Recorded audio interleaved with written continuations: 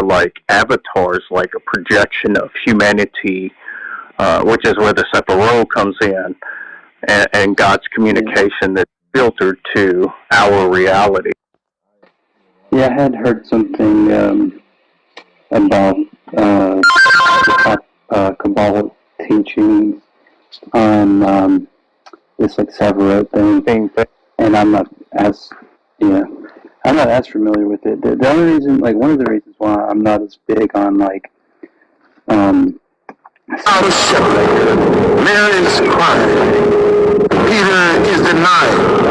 But they don't know that Sundays are coming. Like just whatever they can think of, and like you come up with like I did a thing. There's a girl on TikTok who was claiming that she was saying that I am gonna teach you guys about this badass woman that was like a feminist role model named Lilith that was Adam's first wife in the Old Testament, right? What's that? This was some girl on TikTok. I forget her name. Well, that's where it came from. It wasn't her. It wasn't her, but like she was like, and you're gonna learn it from a Jewish queen herself, right? So she was Jewish, right? But she was calling the Hebrew Bible the Old Testament. So I was like, first off, that's kind of weird.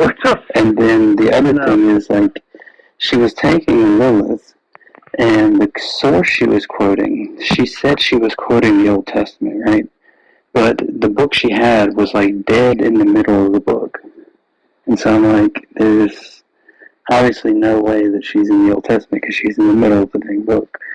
But the other thing was she was saying Lilith was Adam's first wife, and she wanted to be on top, and so she dumped Adam because Adam.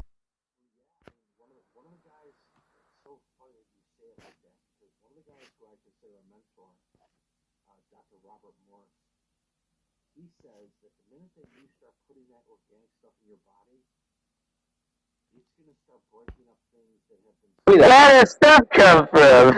Where did it all come from? I don't know. Like a lot of conservation of energy, doesn't it? I just tell you, it's really hard to come in with a dissenting view when there's a bunch of guys just laughing. I'm really trying to like... Dude, you're an asshole. Piper made a joke, and it was fucking funny. I'm sorry. Look, I'm not sorry. It was hilarious, and this guy's being a dick. Look. Hold on. Another bond.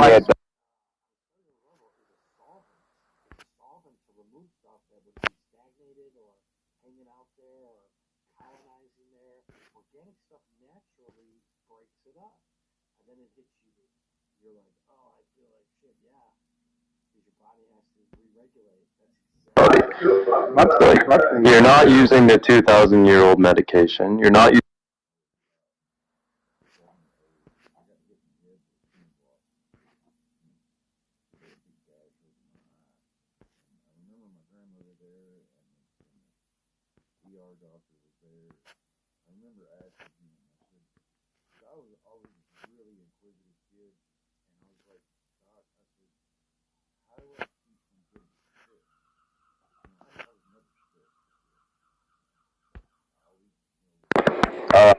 Of the Kabbalistic texts. Zohar. The Zohar is like the most mainstream. But I know you know who Bernardo Kastrup is, right? Yeah, the philosopher, yeah. And I've read some of this, Zohar, so. Yeah, so Bernardo Kastrup had a neuroscientist on a panel on a show that he had. And this neuroscientist was a Kabbalist. And a lot of people look at Bohmian mechanics as like this, like out there crazy kind of interpretation of quantum mechanics.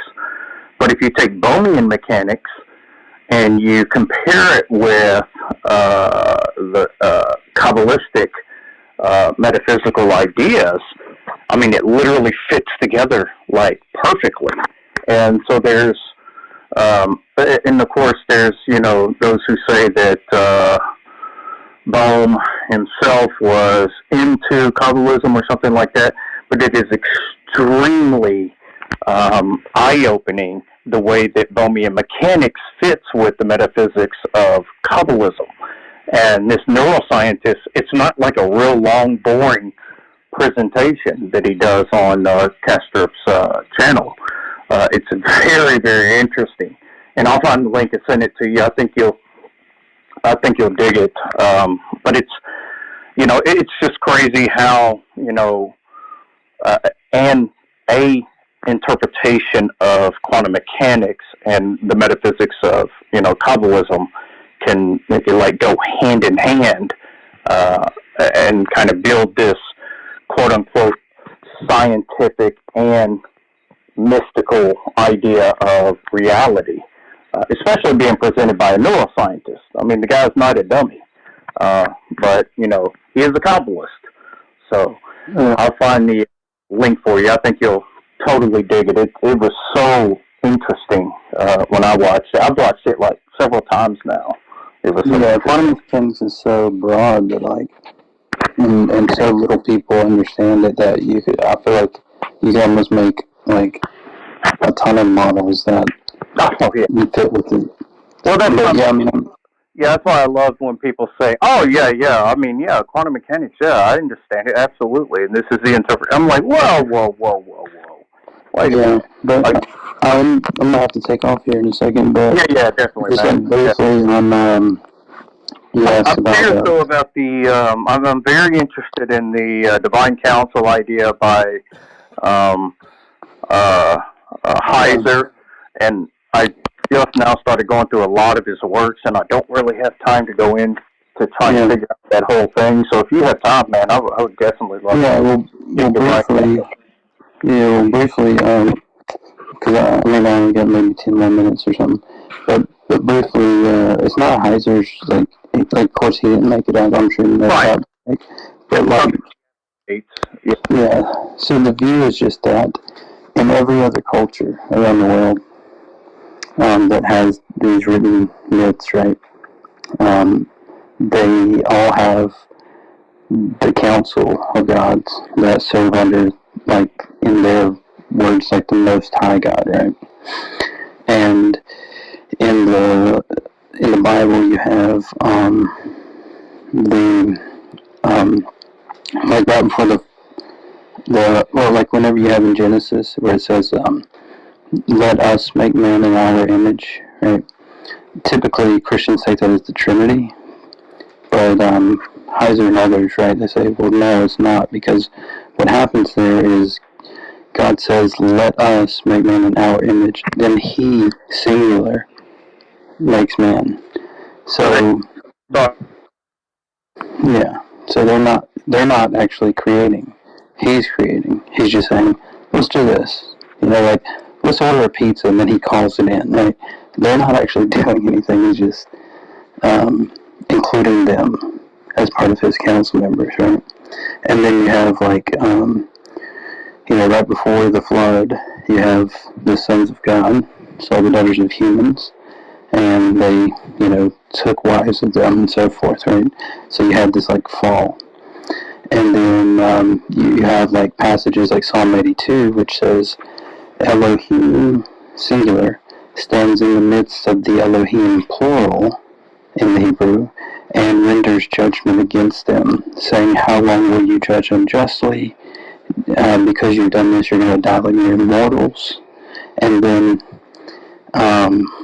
basically what happens, though, is in Deuteronomy chapter 32, the language says that God allotted to all the nations under heaven at Babel, He assigned them these different deities to worship because they rejected Him, the Most High God. Now, this sounds really weird to Christians, but basically, if you read Deuteronomy chapter 32, it's recounting the Babel story. Most people don't realize this.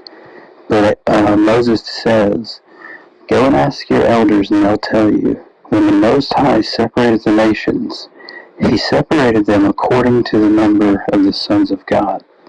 Now, if you read a Jewish Bible, they're going to use the Masoretic text there. And it says, He separated the nations according to the number of the sons of Israel. The problem was, at Babel, Israel wasn't a nation yet. And then the other problem, the Septuagint says sons of God, the Dead Sea Scrolls says sons of God, like all the other ones say sons of God, except the Masoretic. And the logic point that Israel wasn't even a nation at that point. And then in that same text, he says that he separated the sons of God according to the number, the nations according to the number of the sons of God. But Jacob is my inheritance. Okay? So God claims Jacob as his inheritance, not Israel yet. Right? Jacob would later become Israel. But he claimed Jacob. So Israel doesn't make sense there. Because even in the verse it uses the name Jacob. And so basically what's happening here is Romans 1, where Romans 1 says God will give people over to their, the mischief and stuff. This is what they're saying is happening here in Deuteronomy 32, is that God's created people to worship Him, and they wanted to worship His created council, which translate roughly to the sun, moon, and stars. And because they wouldn't worship Him, they wanted to get together and make a ziggurat temple to, basically call on these lesser divine beings or whatever, right? And so He punishes them by giving them over to their desires. Okay, you want to worship them? And so it says He allotted the nations their inheritance. But Jacob is Yahweh's portion. And so that's basically what happened, is that's why you get in Psalm 82, which Christ quotes, saying, Elohim stands in the council of the Elohim and renders judgment against them, saying, how long will you judge unjustly? But no, you will die like mere mortals. And then the last part of that verse, which everybody skips, says, now arise, O God, and take back the nations. That's like the key that everybody skips, like that last verse. So, I guess that's kind of in a nutshell, what that view is. Yeah, that's okay. So, that makes a lot of sense because, and I give props to Dr. Michael Brown on that, because he makes clear that, a lot of Trinitarians want to use that original passage to prove the Trinity, and he makes clear that it's not a Trinitarian passage. Just a side note on that. But so yeah, definitely, I want to talk to you more at length about this, because Rabbinic Judaism, they actually believe that that God's creation is imperfect, and through His creation, the Jewish people and ultimately all people are participating in, this quote-unquote experiment to help perfect the creation by God. It really elevates man to a very high level in relationship to God. And of course, I would reject it, that God couldn't create what He considered a perfect creation. But they believe that even though God is perfect, the creation is imperfect, and through man, it's going to be perfected. No, I actually think that God can't create a perfect creature, meaning morally perfect. No, perfect creation. You just mean the natural world. No, I agree with you. He can't create a perfect creature because God can't recreate Himself. But I'm talking about a perfect creation. And of course, a perfect creation would be that which God's ultimate plan was carried out. So while it seems imperfect to us, if it was, God's intention that man have free will, and you can't have, free will and make man do everything perfectly, I wouldn't say that it's an imperfect creation in that sense, given God's intention. Can I ask a question on that?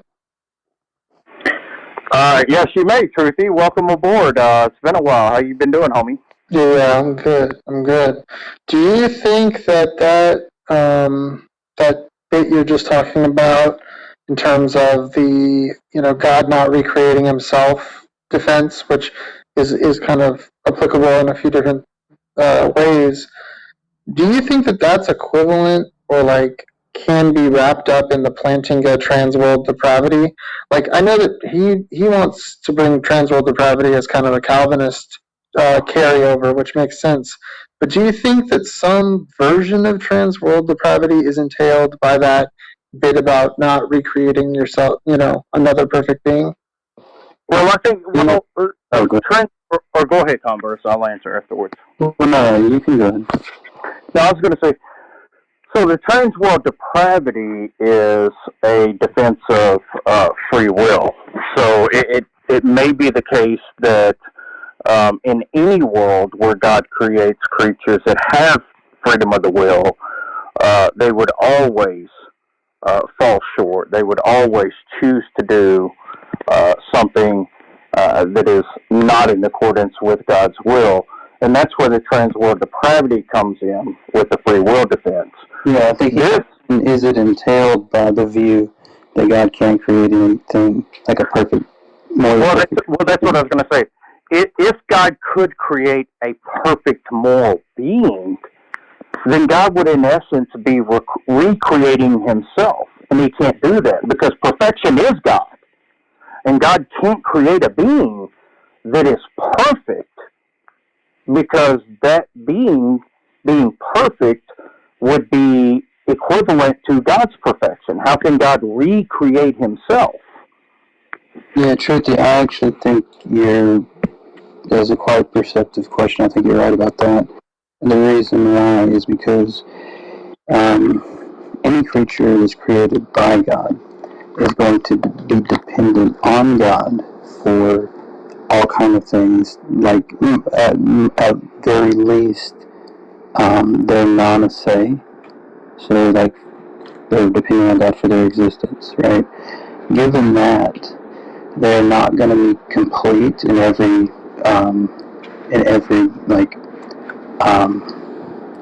I take perfection to be completeness in every respect, and so if they're not complete in some respect, it will entail a type of disorder, right? Say that they're not perfect in honesty, for example, right? It's going to entail that at some point in their existence, they will tell a lie or something like that, right? Or steal because they're lacking. Because I take it that if they always did the right thing, then that is what moral perfection is, right? Yeah, I've always resisted this transworld depravity tie-on with the free will defense because I thought it was really wrapped up in Calvinism, and I don't want to get anywhere near that, but like that seems to make more sense, right? Like I've heard yeah, go ahead. You know that Plantinga is a Calvinist and a Molinist, right? Yeah, Jack told me that he like reasoned himself into Molinism. Whoa! What do you mean? He rediscovered Molinism. He didn't know what Molinism was. Oh, you're talking about? Right. Plantinga, right? He like rediscovered. I remember that. Yeah.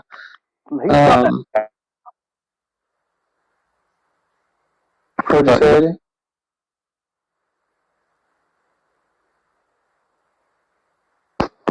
Sorry, go ahead. I was trying to see what Eddie had said there, but yeah, either way, I am aware of that.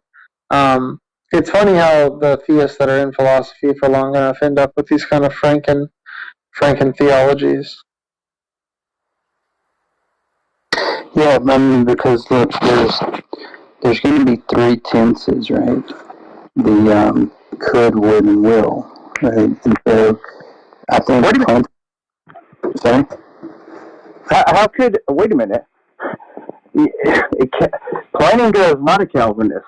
Why would he offer a defense of free will if he was a Calvinist? Because he's also a Molinist. So he's not a Calvinist at all.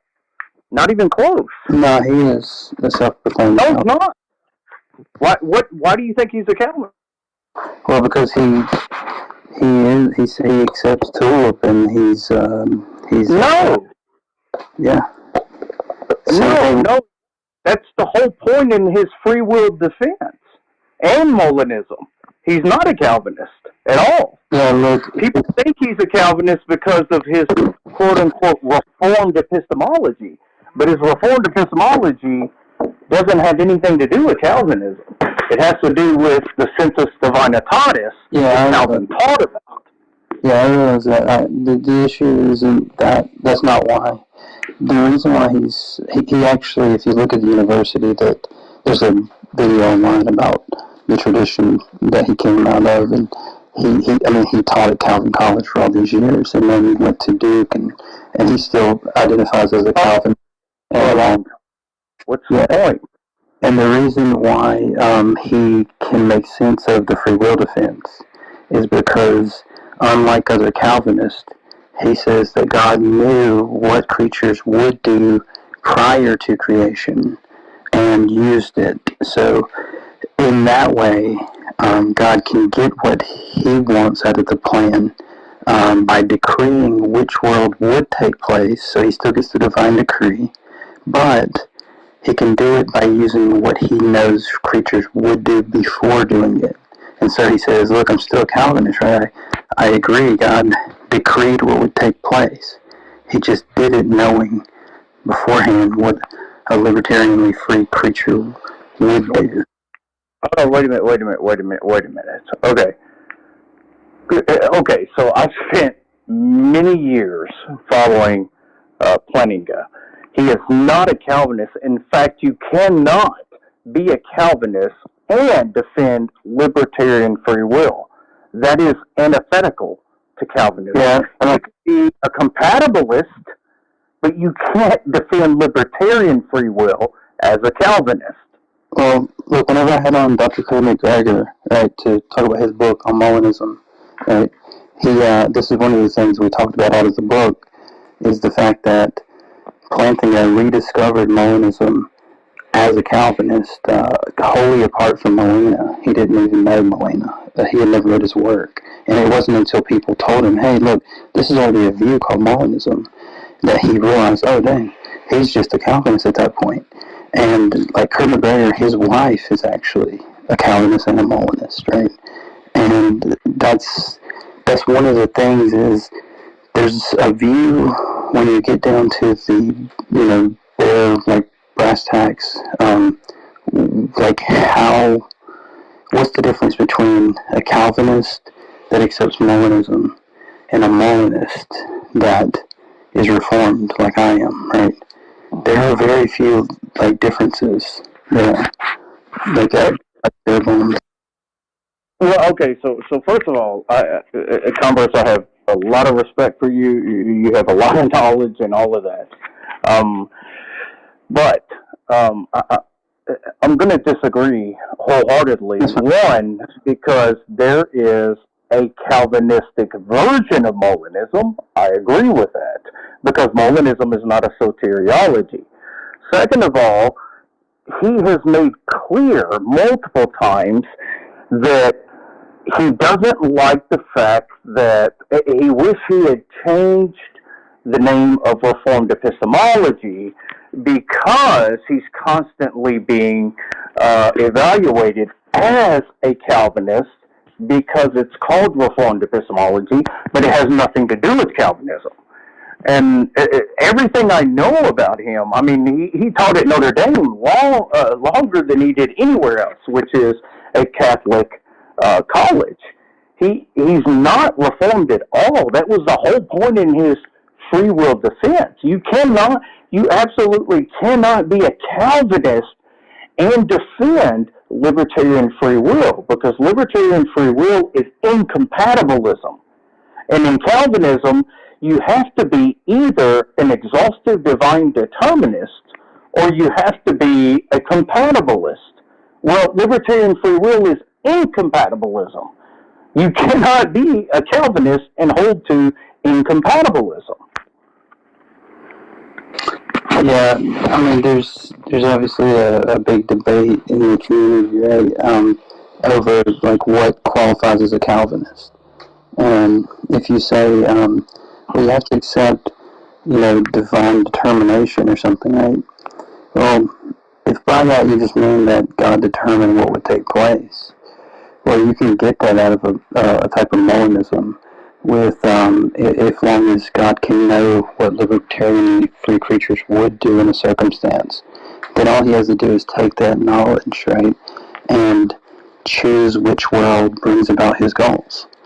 And in that sense, he's doing the same thing as if he were just choosing in the Calvinist world without Molinism, like just out of thin air, like, oh, I want this world. Right? All this is doing is informing his view prior to his decree. And I think how he looks at it. Yeah, no, I totally understand that, and I'm not disagreeing with you on that. But can you, so set Plantinga aside, can you name one single Calvinist that's ever defended libertarian free will?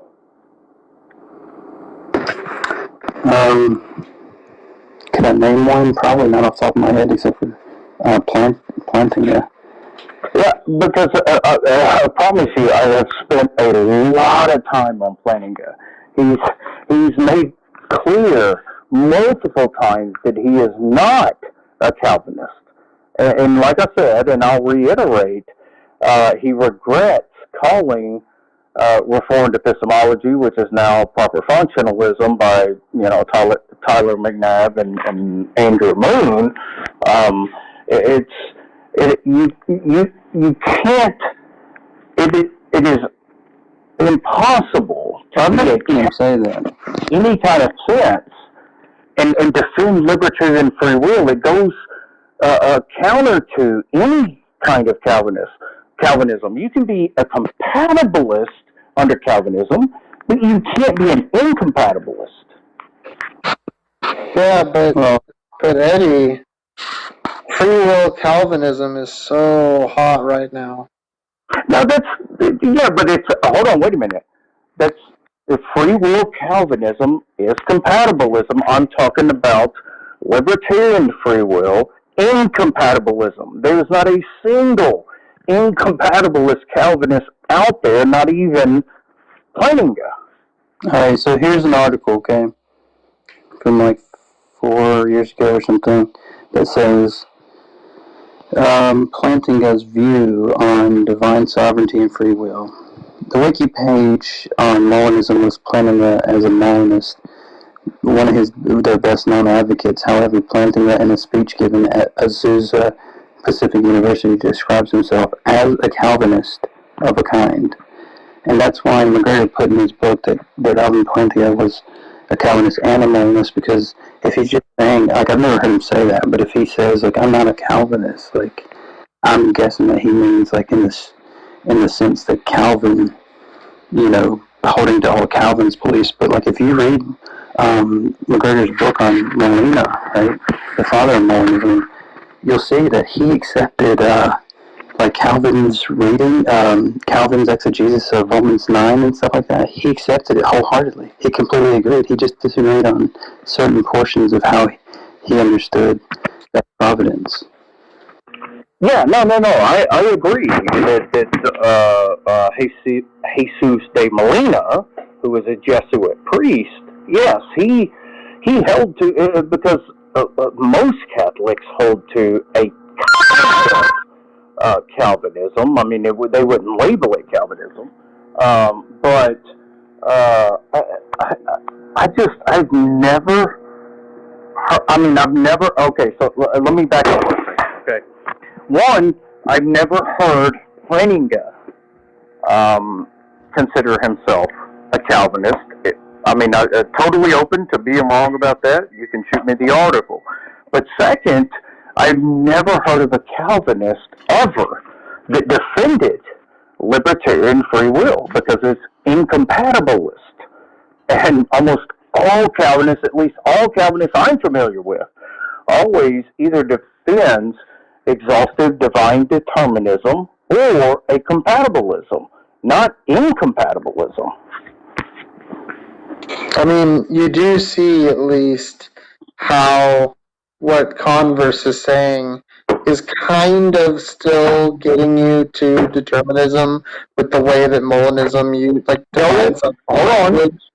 Wait a Right? minute. You can see it's kind of like it's smuggled in. No. Wait a minute. So first you have to really understand what I said earlier, that Molinism is not a soteriology, okay? And there is a very Calvinistic version of Molinism. So if God, out of all the possible worlds he could have created, he created a specific world in which we would all do a certain thing in order for his divine plan to be carried out.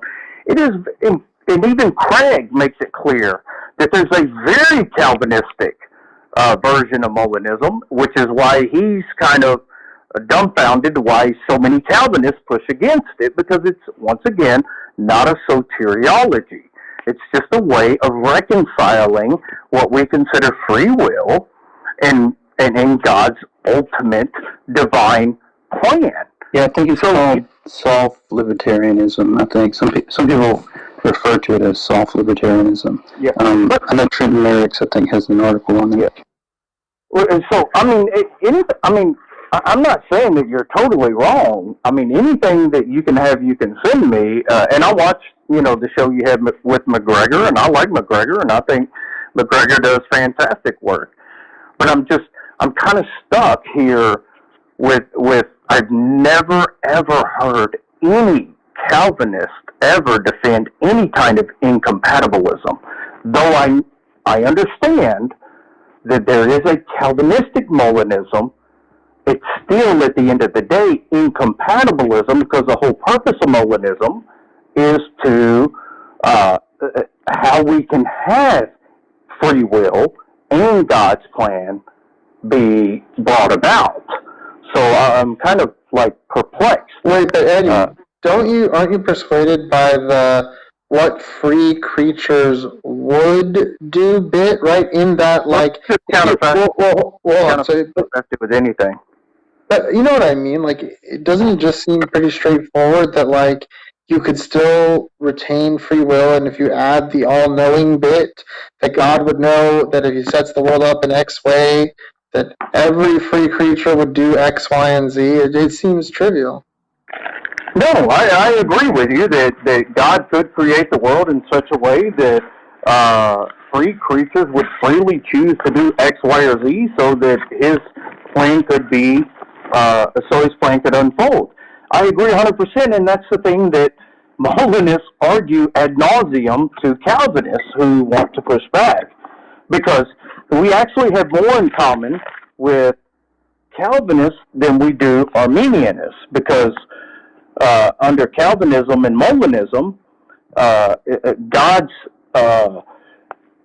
middle knowledge and his natural knowledge, the knowledge that God possesses, is ontologically prior to his decree to create.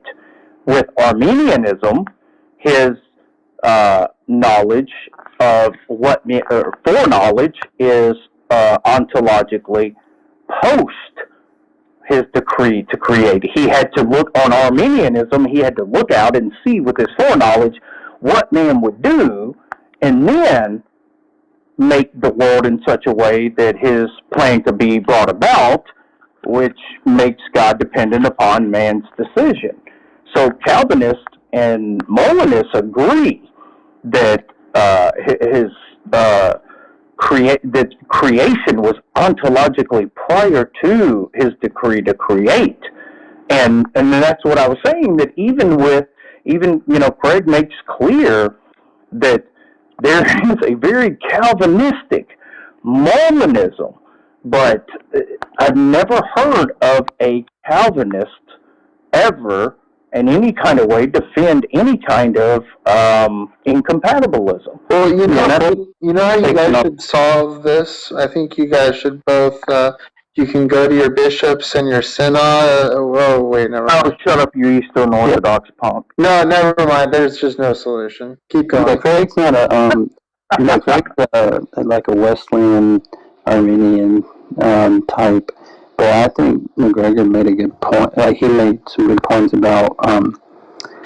he thinks that Arminius actually misunderstood what middle knowledge actually was, and he kind of breaks that down. Like, but he talks about how because Craig defends a certain view that's Arminian in nature of Molinism that I don't think, well, let's just say it has a lot of theological issues, but yeah, I think that the issue is going to be that Calvinists don't want to say that God used the knowledge of what free creatures would do in his divine decree, because they're going to want to say, oh, so you're saying what creatures would do sways God's opinion or like his decree?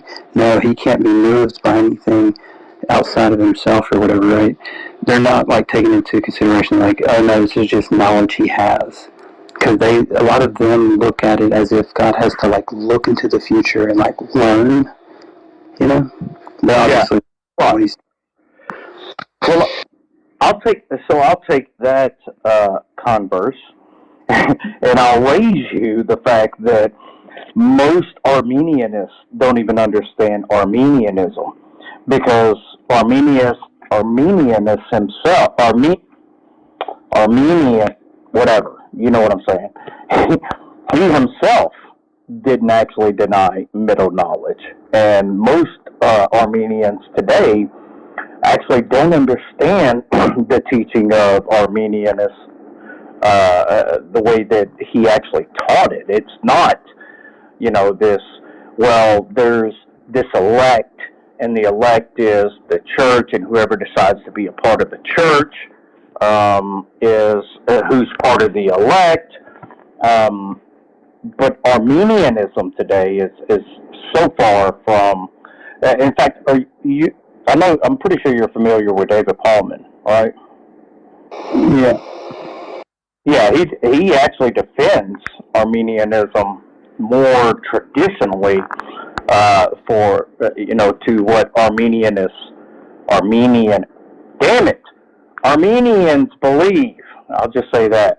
But at the end of the day, I'm still going to disagree with them and agree more with the Calvinists, because I believe, given God's natural knowledge, middle knowledge, that creation was decided ontologically prior, or logically prior to his decree to create. And that's where the Calvinists and the Molinists are going to agree. But where Calvinists and Molinists disagree is divine determinism, or compatibilism, or incompatibilism. That's what I'm saying. I think Armenians would probably agree, though, that God, what you might call his decree was kind of settled beforehand, but they might call his decision, right? But I think what